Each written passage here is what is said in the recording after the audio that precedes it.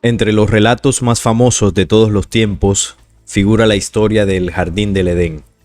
Es una trama situada al comienzo de la Biblia hebrea en el libro de Génesis. Es una historia muy conocida a lo largo de la historia. Tras la creación de Adán y Eva, Dios ordena a los primeros humanos no probar el fruto del árbol del conocimiento del bien y del mal. Sin embargo, una serpiente tienta a Eva para que coma la fruta y Adán se le une. La desobediencia es suficiente para que Dios expulse a ambos del jardín del paraíso. Los protagonistas involucrados en este relato, Dios, Adán, Eva y la serpiente, tienen como fin dar una lección de moralidad y obediencia. Muchos consideran que la serpiente es el personaje más interesante, entendido como una representación del mal y la astucia. Un ser que se opone a la bondad y gracia del propio Dios, a través de un banal acto de tentación. La serpiente condenó a los humanos al esfuerzo y sufrimiento eterno. Desde su aparición en el Génesis, diversas obras de arte y conceptos culturales socorrieron la imagen de esta astuta serpiente. Y aunque nunca hayas leído la Biblia, probablemente supongas muchas cosas sobre su identidad. Además, también es probable que el concepto que posees de esta figura esté completamente equivocado. Pues al contrario de lo que muchos piensan, la serpiente que tentó a Eva en el huerto del Edén no era Satanás. Si se pone atención en todo lo que describe el Génesis, una de las conclusiones más obvias es que la serpiente es una manifestación física del mismo Satanás. Muchas de las personas que leen la historia terminan asumiendo que el diablo tomó la forma de una serpiente para incitar a Adán y Eva a pecar. Sin embargo, los que redactaron el libro del Génesis jamás tuvieron la intención de ilustrar la figura de Satanás, pues Satanás ni siquiera era un concepto cuando se redactaron las Sagradas Escrituras.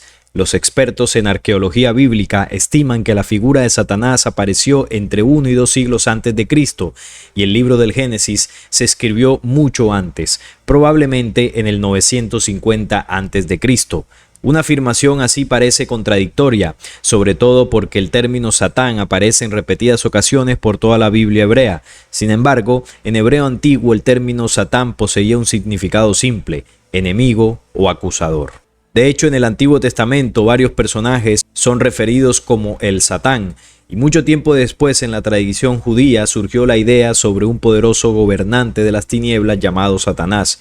Cuando este personaje quedó establecido, tanto judíos como cristianos reinterpretaron la historia del Jardín del Edén. Esta nueva interpretación, donde la serpiente del jardín es el mismo Satanás, se volvió la más común, pero en Génesis nunca se indica tal cosa. Y como tal, la serpiente ni siquiera era una serpiente. Aunque este dato no resulte tan teológicamente relevante como lo primero, seguramente te sorprenderá cuando uno se imagina a Eva siendo tentada a comer del fruto prohibido. Por cierto, jamás lo identificaron como una manzana. Supone la existencia de una serpiente enrollada en alguna rama próxima. Así es como se suele representar esta escena por muchos artistas.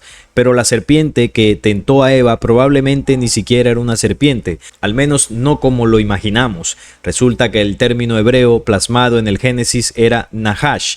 Para efectos generales, la traducción es serpiente. Sin embargo, la palabra también se empleaba para describir poderosos seres bíblicos como monstruos gigantes. En la historia se dice que este ser se convirtió en serpiente solo después que Dios lo capturó por tentar a Eva, puesto que en el Génesis 3:14 dice: por cuanto esto hiciste, maldita serás entre todas las bestias y entre todos los animales del campo, sobre tu pecho andarás y polvo comerás todos los días de tu vida. El decreto de Dios hace suponer que este ser andaba sobre sus patas hasta ese momento, incluso cuando tentó a Eva. Es un poco trágico que estos detalles se pasen por alto. Sin embargo, las dudas y el debate en torno a la veracidad de ciertas traducciones y significados de algunos de los pasajes bíblicos siempre ha existido, por lo cual se hace necesario tomar como recursos algunos otros textos históricos y otros relatos que tengan que ver con las mismas historias bíblicas para poder hallar respuestas. Por otro lado, muchos investigadores de algunas otras culturas como la sumeria afirman que la serpiente del Edén realmente era Enki, uno de los dioses del panteón sumerio, los famosos dioses Anunnaki. Pues según la historia Anunnaki, Enki habría sido el supuesto creador de los seres humanos y quien habría impulsado a esos primeros hombres a desobedecer a su hermano Enlil para de esa forma poder liberarlos. Algunas otras culturas tienen otras interpretaciones acerca de la serpiente del Edén. En Oriente Próximo se cree que este era un reptil, pero que no era negativo, sino que más bien su símbolo significaría la renovación o la restauración, así como lo hacen muchos reptiles al mutar su piel para tener una nueva forma o una nueva condición. Son distintas visiones e interpretaciones para intentar esclarecer quién fue el enigmático personaje que impulsó a Eva y a su esposo Adán a comer del fruto prohibido. Pero lo curioso de todo esto es que el efecto de haber comido el fruto no fue la muerte, como afirma el Génesis, sino más bien que fueron abiertos sus ojos. Y esa es la historia famosa del Génesis, de la serpiente, ¿no? En el Génesis hay varios elementos, ¿no? El huerto del Edén, la serpiente, el pecado original, los dos supuestos primeros seres humanos, Adán y Eva.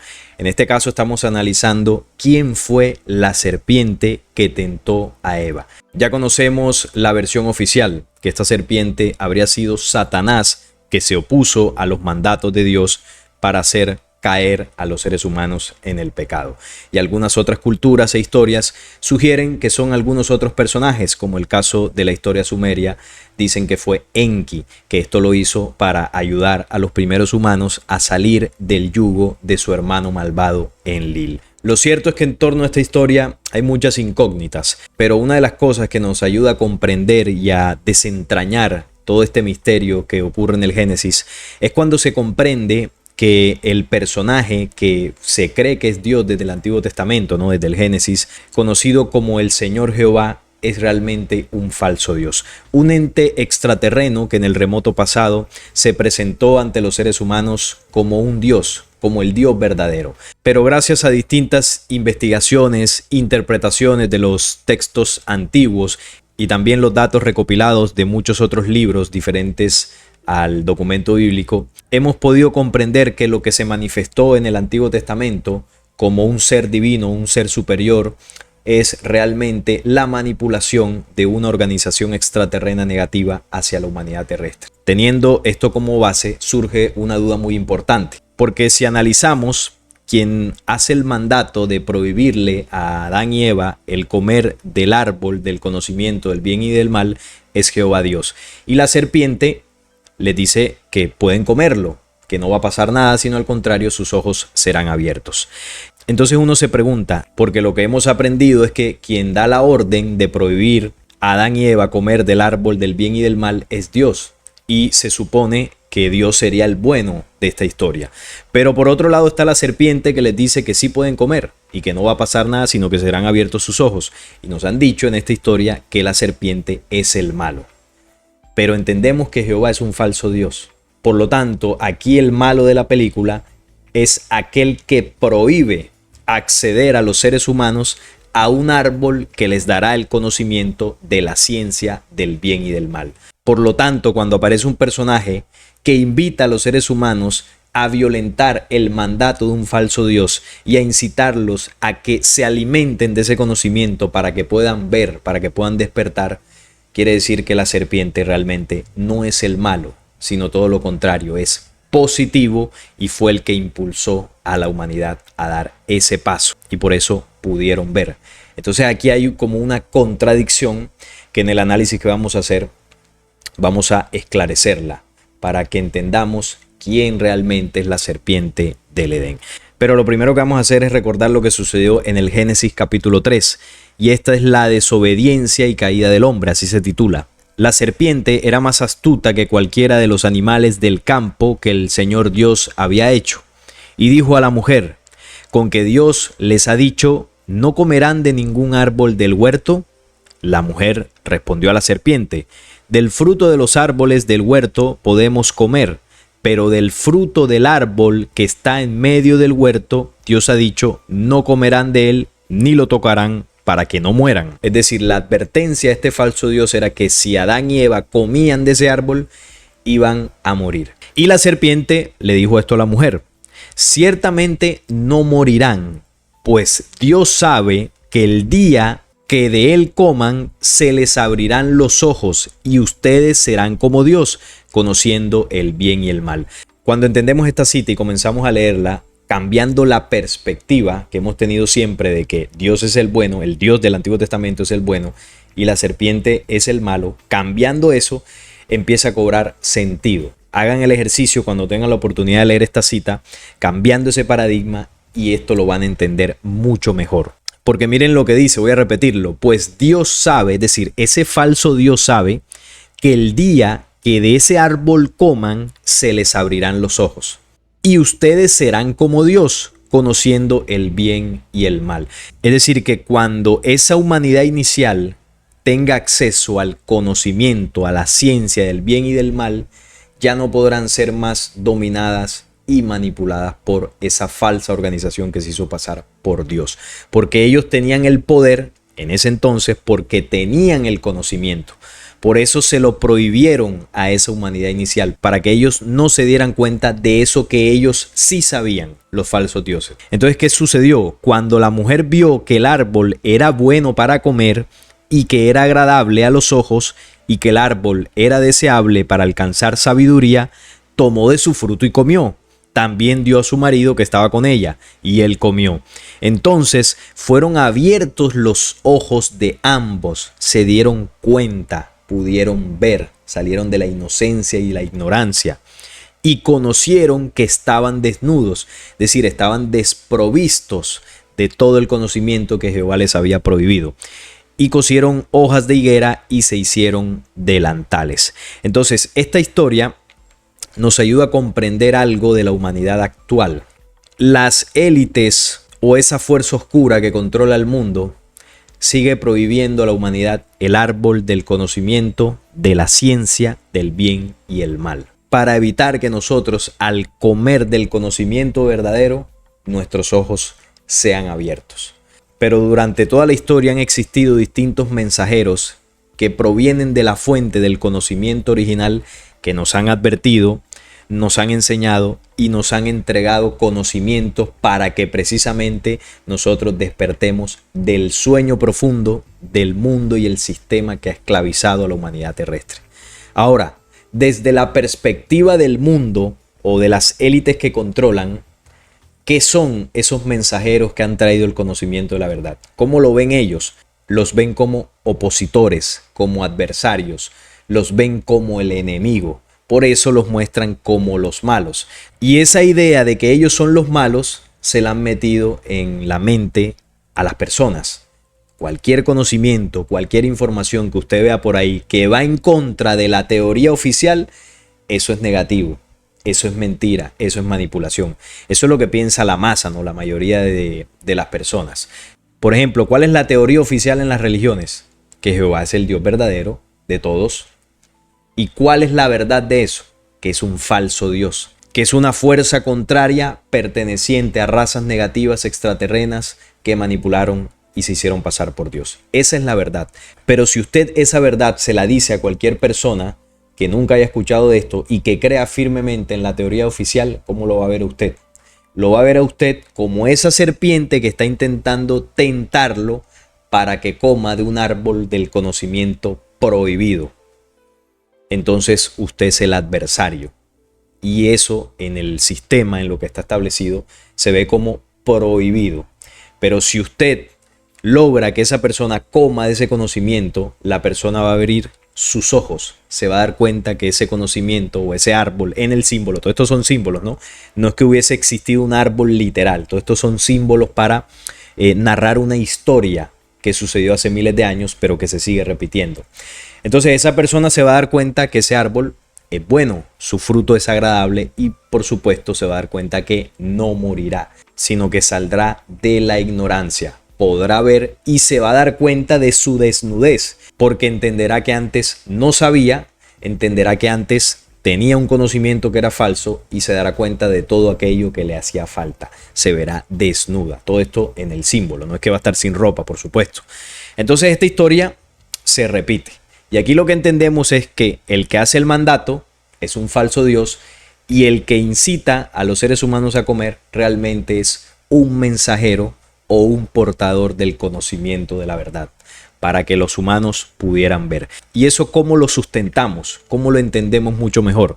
Cuando hacemos recurso de otros documentos que se refieren a la misma historia. Pero estos otros documentos tienen la condición de que, primero, no están en la Biblia, no han sido tan manipulados como el documento bíblico y por supuesto cuentan la historia desde otra perspectiva. Porque recordemos que el Génesis está contado desde la perspectiva hebrea.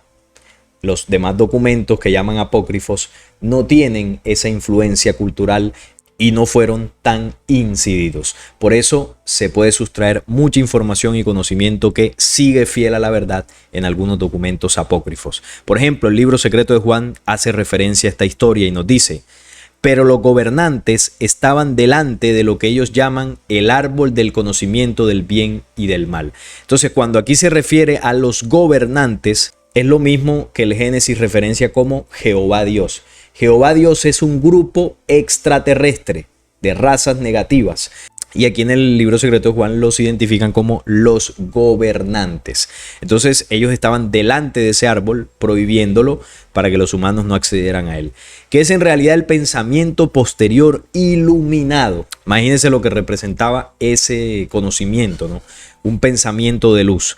Se quedaron allí para que Adán no contemplara su plenitud y descubriera así la vergonzosa desnudez del propio Adán. O sea que ellos prohibieron el conocimiento para que Adán no pudiese comprender la plenitud que tenía, no pudiese comprender lo que realmente era por dentro. Y eso es lo que sucede actualmente. Recuerden el ejemplo que ponía de la humanidad actual. Mientras nosotros no tengamos acceso al conocimiento de la verdad, no podremos comprender quiénes somos, de dónde venimos, cuál es nuestro origen y cuál es nuestro propósito de existencia. Ese conocimiento es el que está prohibido para el hombre terrestre. Y esa organización o los gobernantes que siguen gobernando en la actualidad son los que prohíben ese conocimiento de la verdad. Y usted dirá, pero es que ya por internet está todo el conocimiento. Sí, está a nuestro alcance, pero hay mucho conocimiento manipulado y lo otro es que ellos han logrado que nosotros sintamos apatía por la investigación.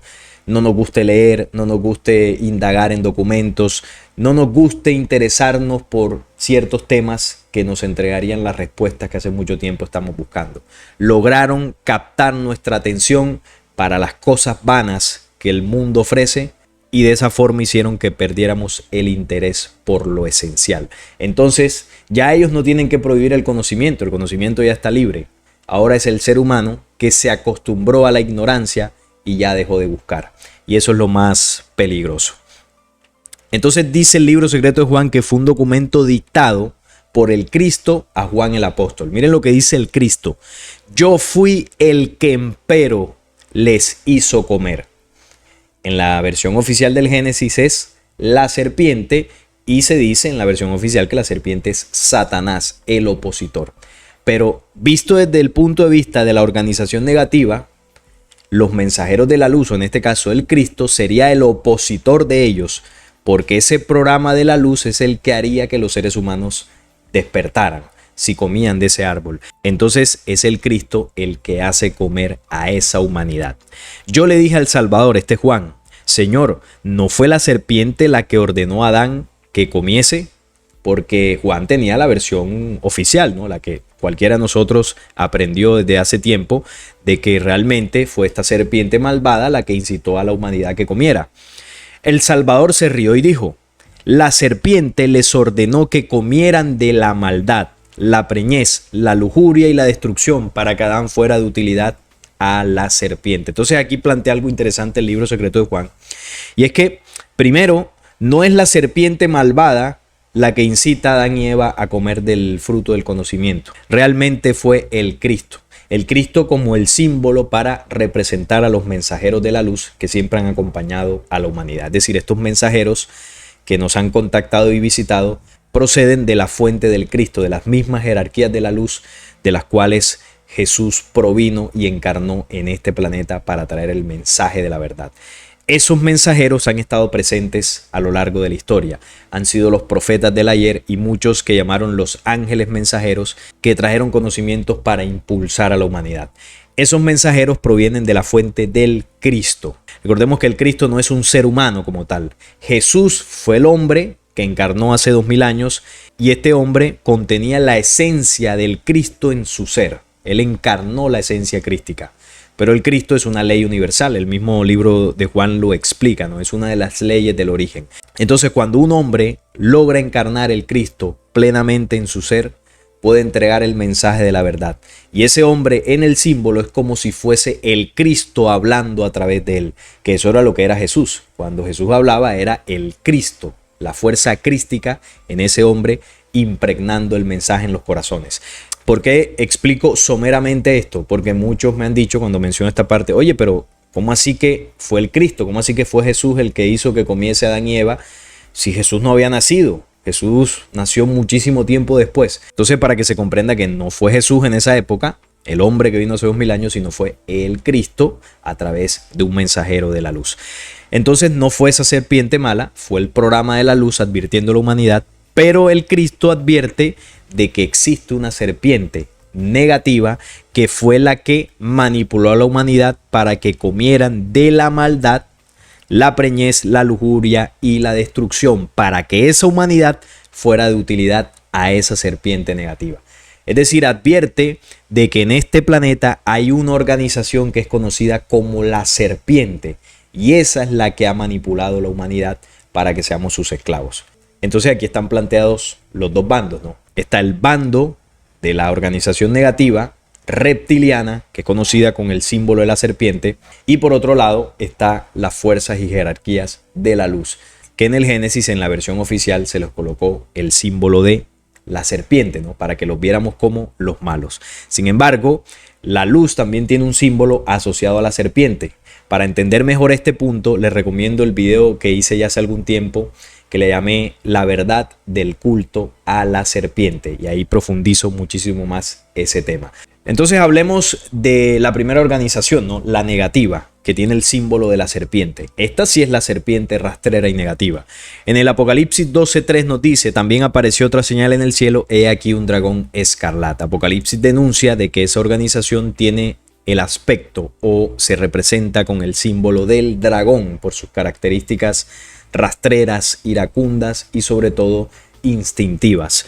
Luego en el Apocalipsis 12 del 7 al 9 dice: después hubo una gran batalla en el cielo, Miguel y sus ángeles luchaban contra el dragón y luchaban el dragón y sus ángeles, y fue lanzado fuera el gran dragón, la serpiente antigua, que se llama Diablo y Satanás, el cual engaña al mundo entero, fue arrojado a la tierra y sus ángeles fueron arrojados con él.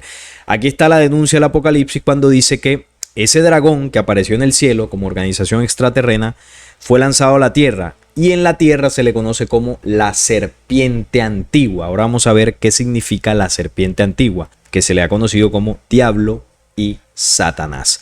Esta sí es la serpiente negativa. Esta sí es la serpiente que manipuló y engañó a la humanidad cuando cayó al planeta Tierra. Aquí lo denuncia, ¿no? Que engaña al mundo entero, cayó a la tierra junto con toda su organización negativa. Pero cuando hace referencia a la serpiente antigua, tenemos que volver al libro secreto de Juan. Este documento que nos habla del origen de la rebelión, el origen de la oscuridad en el universo. Un tiempo donde una humanidad antigua desvió su camino, se alejó de las leyes creadoras y comenzó a crear bajo sus propias leyes y su propio albedrío. Pero esas creaciones se alejaron de los principios original y lo que produjo de sí fue algo totalmente imperfecto. Entonces, cuando Apocalipsis hace referencia a la serpiente antigua, está haciendo referencia a este relato. Cuando Sofía vio lo que su deseo había producido, así se llamó esta humanidad, produjo una figura de una serpiente. Esto fue lo que Sofía en su desviación, en el símbolo, produjo de sí. Una serpiente con el rostro de un león, sus ojos eran como relámpagos centelleantes, lo arrojó lejos de sí, fuera de aquel reino, para que ninguno de los inmortales lo viera, pues lo había producido ignorantemente. Lo rodeó con una nube brillante y puso un trono en la mitad de la nube. Es decir, Sofía escondió su error para que nadie lo viera, salvo el Espíritu Santo, al que llaman la madre de los vivientes. Ella puso a su vástago el nombre de Yaldabaoth. El padre de la oscuridad se llama Yaldabaoth y tiene el símbolo de una serpiente con cabeza de león, como dice aquí. Entonces, la serpiente antigua, ¿quién es? Yaldabaoth, el padre de la rebelión oscura que cayó al planeta Tierra. Entonces lo que esto representa es que estas razas antiguas que se desviaron en mundos anteriores de la Tierra tienen un comportamiento hostil, primitivo e instintivo en su accionar, en sus pensamientos, en sus emociones. Son devoradores de mundos, son manipuladores y devoradores de humanidades que están en proceso de ascenso. Y cada humanidad que iban invadiendo se convertía en una raza regresiva que se iba sumando a esta rebelión. Entonces, cuando se habla del dragón, es una agrupación de humanidades que se desviaron muchísimo tiempo atrás.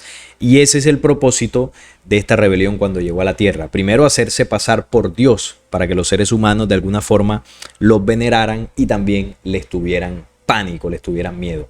Y una de las cosas que hacen es prohibir al ser humano el conocimiento, para que no despierte, para que no abra sus ojos y no se dé cuenta de quiénes son estos engendros que se hacen pasar por los creadores. Por lo tanto, en la historia del Génesis, el malo de la película no es el que hace que la humanidad coma del fruto, sino es el que lo prohíbe, el falso Jehová Dios. Y así es como se comprende mejor esta historia. Pero también cuando vamos al legado que dejó los distintos contactos de jerarquías de la luz, encontramos un relato, ¿no?, que está en el libro Omni, Nueva Alborada Humana, del ingeniero Enrique Castillo. Él se contacta con mensajeros de las Pléyades, y las Pléyades siempre han estado muy cerca al desarrollo y avance de la humanidad terrestre. Los pleyadinos son una humanidad como nosotros, con cuerpo físico, son seres humanos que están mucho más avanzados en tiempo, en tecnología y también en condición espiritual. Ellos de alguna forma han velado porque la humanidad terrestre logre salir del engaño y la manipulación de la otra organización oscura o esa otra fuerza. Y ellos en distintas ocasiones han venido, se han mezclado genéticamente con nosotros, han traído conocimientos, nos han servido como tutores y maestros en las distintas áreas del conocimiento y el desarrollo espiritual. Han influido en muchas de las culturas humanas para ayudarlas en su desarrollo y en su camino de avance. Siempre han estado presentes desde que la oscura organización cayó aquí. Entonces, cuando el libro secreto de Juan dice que fue el Cristo el que les hizo comer, está haciendo referencia a un contacto, posiblemente por un mensajero o varios mensajeros de esta organización. Pero lo que llama la atención de este relato es lo siguiente: como si estuviésemos retrasados, Cyril caminaba dando largas zancadas hasta llegar a un corredor nivelado y una sala completamente metálica, con algunas salientes en forma de laberinto o pasajes que ignoraba a dónde conducían. Observé un símbolo en relieve con una serpiente alada enroscada en un huevo. De su boca salían 3 lenguas y en su cola tenía 9 cascabeles. La figura estaba dentro de una gota de agua y un cristal en la parte inferior. Aquí colocó un símbolo similar para que nos hagamos una idea de cómo era, ¿no? Era una serpiente alada. Este símbolo yo lo expliqué a profundidad en el programa que les recomendaba sobre la verdad del culto a la serpiente. Y esta serpiente alada no solamente es mencionada en este documento. En algunas culturas, sobre todo de acá de América, también se hablaron de serpientes emplumadas. Por ejemplo, el caso de Quetzalcóatl, por allá en México, en Centroamérica, donde esta deidad tuvo su influencia. Nuestros ancestros lo veían como una deidad, pero realmente lo que representó este ser fue la visita y el contacto de mensajeros de las jerarquías de la luz que venían en sus naves y contactaban. Y estos mensajeros portaban el símbolo de la serpiente alada. No es que fuesen así, no es que Quetzalcóatl fuese así, una serpiente monstruosa con unas alas. No, esto hace parte de la mitología y los símbolos para graficar de alguna forma lo que los ancestros veían. Porque quizás lo que ellos veían eran las naves, que podían volar y de pronto tenían algunas figuras alargadas, y ellos entendían que cuando aparecía esa nave venía su Dios o el tutor que ayudó a impulsar esas civilizaciones. De hecho, a Quetzalcóatl también se le describe como un ser humano, un hombre con cabellos blancos, barba blanca, un aspecto muy parecido a lo que se ha descrito de los pleyadinos en otros diversos contactos. Entonces, estas civilizaciones pertenecientes a ese cascabel alado visitaron varios pueblos antiguos y dejaron un legado muy positivo. Les enseñaron el arte de la siembra, a conocer el ciclo de la naturaleza, el movimiento de las estrellas. Por eso, por ejemplo, los mayas tenían mucho conocimiento astronómico. Les enseñaron el manejo de la tierra, a sembrar distintos alimentos, a cómo organizar sus comunidades. Les enseñaron conocimientos espirituales, no solamente a los mayas, sino a muchas civilizaciones del norte, centro y sur de América. Todos estos pueblos fueron visitados por las razas pertenecientes al cascabel alado. Entonces, si vemos la diferencia, la serpiente del programa oscuro es una serpiente rastrera, es una serpiente básica, instintiva. Y ese programa de la serpiente representa lo que ellos hicieron en contra de la humanidad: volvernos instintivos, básicos, y en muchas ocasiones con nuestros pensamientos y nuestras acciones rastreros. Inocularon en nosotros una genética negativa, una genética reptil, como llaman algunos, para que tuviésemos ese gen del error y cada vez nuestro accionar fuese más negativo y denso. Es decir, ellos buscan atrasar nuestro avance llevándonos a lo más rastrero y bajo del reino material. Eso es lo que ellos quieren hacer con la humanidad terrestre y lo que hicieron con otras humanidades. Por el contrario, el programa de la luz toma el símbolo de la serpiente alada para representar otra cosa, y es tomar a esas humanidades que se están arrastrando por la manipulación de la serpiente antigua y entregarles alas para que en el símbolo esa humanidad que se está arrastrando comience a elevarse y ya no sea una serpiente rastrera, sino una serpiente emplumada que continúa su camino hacia el ascenso espiritual. Y ese es el propósito de los distintos contactos y conocimientos por parte de las jerarquías de la luz hacia la humanidad terrestre. El mensaje de Jesús, por ejemplo, fue un mensaje que busca la elevación de la mente y el espíritu humano. Y por ende también la parte física, ¿no? Es un mensaje de impulso, de elevación. Por eso está el símbolo de la serpiente emplumada, que es la contraparte de la serpiente rastrera del programa oscuro. Entonces, en conclusión, ¿quién es la serpiente del Génesis? La serpiente del Génesis no es Satanás, no es Enki tampoco, como afirman muchos, y tampoco es ningún monstruo ni nada de esto. La serpiente del Génesis es el Cristo. Lo que representa es el programa de la luz que siempre ha estado velando e impulsando a la humanidad terrestre para que salga del sueño profundo, del atraso, y logre abrir sus ojos y pueda seguir su camino de ascenso.